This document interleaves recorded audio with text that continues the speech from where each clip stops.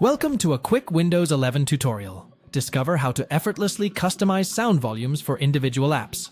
Let's dive in.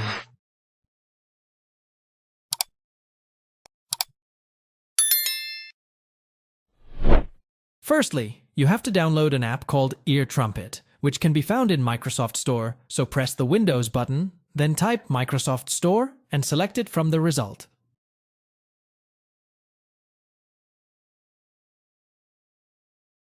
Then, in the Store app, simply go to the search bar and type Ear Trumpet with no space in between. Then select the Ear Trumpet app afterwards. Click on the blue Free button and wait for the app to install. Once installed, simply press the Launch button and you will get a prompt that explains to you how to set the app for the first time.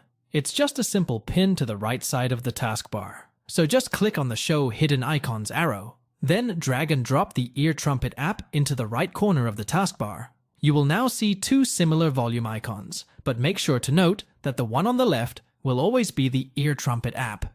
And that was it now. When you click on the Ear Trumpet app, you will see the individual volumes for each app, and you can easily change them to your liking.